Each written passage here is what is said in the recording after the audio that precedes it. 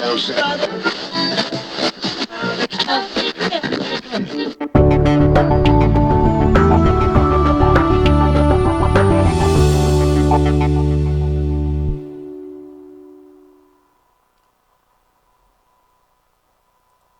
there, thanks for joining us today. We are going to be finishing up our series on anxieties, and I hope that it has been helpful for you to get into the Word and to work through my journey through the book of Psalms. And so that's where I'm going to finish this out today, is in the book of Psalms. But I want to bring you to a place that was a turning point for me, and that was in Psalm 96. So I just want to share that with you real quick. Psalm 96, verse 4. And I don't know when, of course, I was reading this, but I came across this. For great is the Lord and greatly to be praised. He is to be feared above all gods. And when I read that, I started to think to myself, anxiety really isn't a god to me, although it might be a spirit that is trying to really affect or impact my life or cause me to live a paralyzed life, a life of fear. But I don't really worship anxiety. Matter of fact, I don't want anxiety in my life. So what does this mean? And so I began to think this, but I thought to myself, well, wait a minute, though. Anxiety does control my life. As a matter of fact, I fear being afraid more than I fear God most of the time. So as I started to think through that, again, it's the Scriptures. I meditated on the Scriptures, and I said, Lord, I need to fear you more than I fear my anxieties and my fear of death and whatever else I fear. I need to learn to fear you above all that. And so people say, well, wait a minute here, being afraid of God, I don't like that concept. I don't like that idea. So people have replaced the idea of fearing the Lord with this idea of reverence or respect or to stand in awe of him. And those would be appropriate ways to look at that. However, when you take a look at the word fear in the Bible, 100% of the time, it means to fear. It means to tremble at his presence. So I started to think about, God, I know that you're great, that you could wipe me off the face of this earth at any moment. And yet, you're gracious, and you're kind, and you're merciful to me. And so I want to learn how to stand in awe of you, but standing in awe of you means I want to learn how to listen to you and do things your way. Because see, if fear means to reverence someone because of their great power and who they are, to respect them, and then you walk away and you do the exact opposite of what they've asked you to do or what would be honoring to them, then you really don't fear them. So I had to get alone with God and ask God, God, I'm thinking that I don't fear you the way I should. And so when I stumbled across this passage, it was pretty clear to me that I did not fear God, because there were things going on in my life that I wasn't being obedient to him in every occasion of my life. And you say, well, Brian, it's totally impossible to be totally obedient 100% of the time.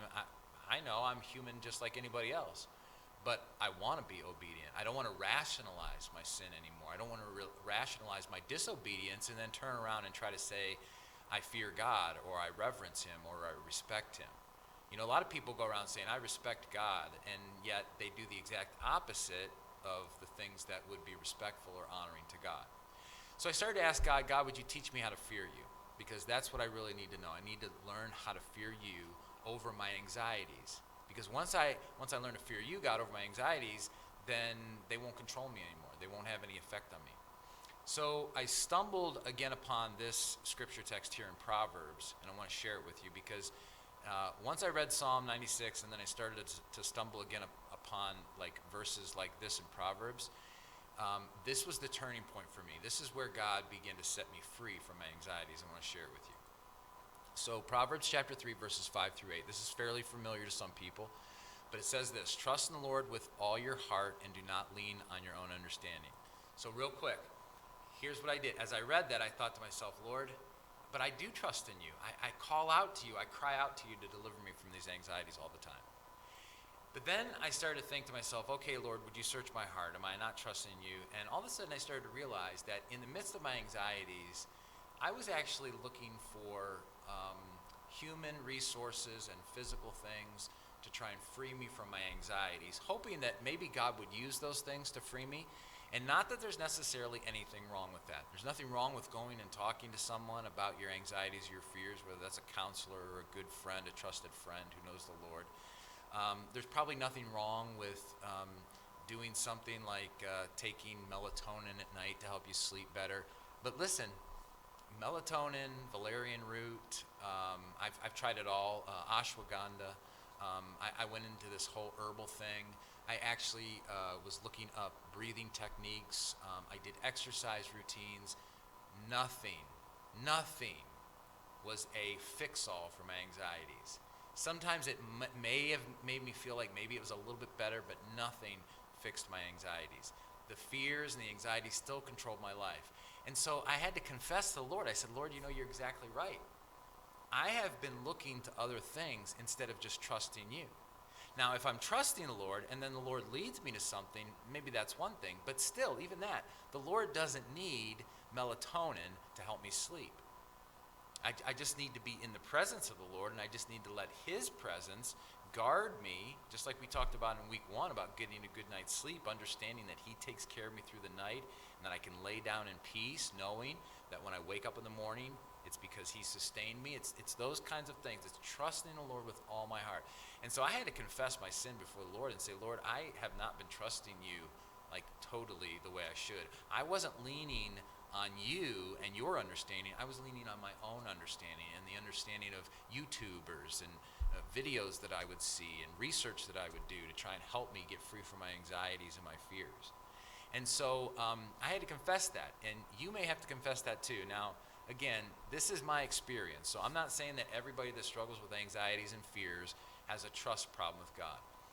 However, I have a sneaking suspicion that most people have a trust issue with God, that they really don't trust God with all their heart. And if they would open up their heart before God and let God shine his light of his truth and his grace and his mercy in there, he may show you the same thing, that you haven't been trusting in him the way you think you've been trusting in him.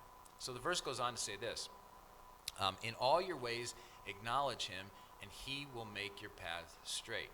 Again, I go right back to what I was doing with my anxieties. Yes, I was praying. Yes, I was reading the word, but I also was trying to find other things. To be honest, I was actually probably, in most of my ways, I was not acknowledging him. In most of my ways, I was trying to find a human solution to my anxieties and my fears. And I would do just about anything I could to get free from it. Just about anything. So I had to confess again that, Lord, I've not been acknowledging you in all my ways, and maybe that's why my paths haven't been led in the right way. Because that phrase, and he will make your paths straight, the idea there is that he will lead you into right ways or right paths of living. And so I saw that my life was not going in the right way. It was continually controlled by fear and by anxieties. And I said, Lord, I need to learn how to trust you. And so I'm sorry, and so help me to trust you. Now, that didn't happen overnight, because I would still sometimes throw up YouTube, and there was a video that said dealing with anxiety or helping you get free from fears. And then you'd click that and you'd watch that, and then it would take you to another video and to another video, and pretty soon you're back into breathing techniques, and you're getting on Amazon trying to find that herb or that supplement that might help relieve fears and give you some rest in your body. And I had to confess that, and Lord, I'm sorry. I'm doing this again. I'm not just trusting you with all my heart. I'm not leaning on your understanding. I'm leaning on my understanding and the understanding of other people who probably aren't even believers in Jesus. Not that if someone's not a believer in Jesus, they can't help or have some kind of knowledge or insight. But I'm just I wasn't trusting in him. And again, this was my experience. This is how God led me. That Psalm 96 verse was just one of those verses, and there's several throughout the Psalms that talk about fearing the Lord. And then I stumbled upon this Proverbs these verses in Proverbs, and I started to see that, God, if I'm going to get free from my anxieties, if these anxieties, which are in some ways a God, they control me, and I let them control my life, and I let them paralyze my life. Lord, I want to learn how to fear you more than anything else, so that these fears and the anxieties have no control over me anymore. So as I stumbled upon this, I said, Lord, I want to trust you with all my heart. I don't want to lean on my own understanding. I want to acknowledge you in all my ways. and I want you to make my paths straight. I want you to lead me in the right ways. And so then the second half of this really started to turn my life around as I began to practice the second half of this. And it's this: do not be wise in your own eyes. So again, that takes me back to I'm not going to be wise in my own eyes, my own resources, trying to figure this thing out on my own, but I'm going to fear the Lord, and I'm going to turn away from evil, for it will be healing to your body and refreshment to your bones. Now again, you go back to this idea of fearing the Lord and turning away from evil. It comes back to this contrast, and that is, if I'm going to fear the Lord, I can't be living in sin. To fear the Lord is to obey him, to do what is right. And you can't do that on your own. You're going to have to trust him with all your heart. You're going to have to acknowledge him. You're going to have to get yourself into his word and ask him to set you free from a lot of these things. You're going to have to open up your heart wide before him on a regular basis and ask him to search your heart and show you if there's any wickedness, any evil that's going on in your life. And if there is, then you need to confess that and deal with that. Because listen, you don't respect and reverence and honor God by doing the exact opposite of what he's called you to do. You can't live in sin and say that you fear or reverence or respect God. It doesn't work that way. And oftentimes what happens is when we rationalize that and we continue to live in that sin, it opens up a door for anxiety and fear to come in. And then the anxiety and fear comes in, and we wonder, why is anxiety and fear controlling my life? Well, the reason it's controlling your life is because God's not controlling your life. God is not the one you fear. He's not the one that you're allowing to control your life. Because if he were controlling your life, then there would be no fear, anxiety, and gross. Now, I know some people push back at this, but for me, this was a turning point in my life. And so what I did is I began to ask God on a serious level. I let him search my heart. I started to confess things. I mean, there weren't necessarily things that I was doing like in my body and going out and sinning and doing things, but there were things in my mind. There were things in my heart. For instance, just like I expressed to you, I was confessing that I was trusting in other solutions for my anxiety instead of trusting God as my solution for my anxiety.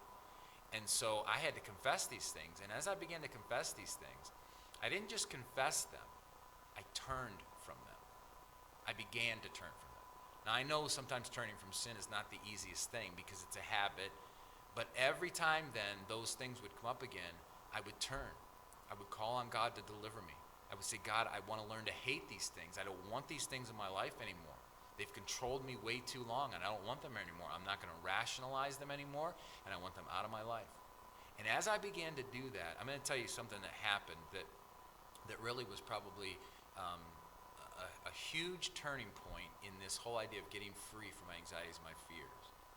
As soon as I began to turn away from evil and to say, I'm not going to rationalize this sin in my life anymore. I'm not going to rationalize maybe the way I talk about certain people or maybe the thoughts that I have about certain things. I'm not going to rationalize that that's okay for me to do that for whatever reason. I'm going to say, no, that's evil. I hate that. I want that out of my life now because I want to fear the Lord. I want to obey him. When I did that, I started to experience the last part of this verse 8. It will be healing to your body and refreshment to your bones. Now, if you have dealt with anxieties and fears, you know how anxieties and fears ravish the body. I mean, they make muscles tight that you never thought you had, and all of a sudden there's soreness and tightness. They bring on pains in different places of the body. Your gut is in a mess, and not just sometimes, it's always in a mess. Your head hurts, you're confused, you're dizzy sometimes. Fears and anxieties will debilitate the entire body, and it causes horrific problems in your body. Things where you think you're dying. You go to the hospital thinking you have some kind of serious disease, and they check you out and you're totally healthy, but it's from the anxieties and the fears. And this is over and over again. People will tell you this if they experience that. And all of a sudden, when I turned from these things and I started to learn how to obey God, and I said, you know what, that's all I want to do in my life, is I want to obey you, Lord. I want to fear you. And I want all this evil stuff, all this stuff that's not of you, I want it out of my life. I started to find healing in my body and refreshment refreshment in my bones. And I'm telling you right now, as I sit here before you today, some of it's been progressive. Some of the healing has been progressive. Some of it was instantaneous. But I can tell you this, as I am learning to trust God with all of my heart and not lean on my own understanding, as I am learning to acknowledge him in all my ways, as I am learning to continue to lean on him and not my own understanding, and he is making my path straight, as I'm learning to not be wise in my own eyes, but to fear him and hate everything evil in my life, I can tell you as I'm sitting here right today that in my body, I have never felt a release. I have never felt such a relief in my body as I do today. My stomach, my muscles, all the different things that plagued me because of anxieties and fears are almost non-existent now in my body. And I'm telling you, the freedom came from this great God who is greatly to be praised. That's Psalm 96:4. This great God who is greatly to be praised, the one who is to be feared above anything else. So listen, I believe with all my heart you can get free from your anxieties, but you're going to have to get into the Word of God, and you're going to have to learn to fear this God, because he is great and greatly to be praised, and he is to be feared above every other God. And listen, I'm telling you, I'm living proof that when you and I learn to fear the Lord, I mean really, truly fear the Lord, not just talk out of one side of our mouth, but when you and I learn to fear the Lord, there is no anxiety and there is no other fear that can control your life, because there is only one who controls your life, and that's God. Well, listen, I hope that this series has helped you tremendously. I hope that you can get free from your fears and anxiety, and I'm telling you this, there is a way, and it's through this God who is great and greatly to be praised. You have a great week, and we'll see you back here next time.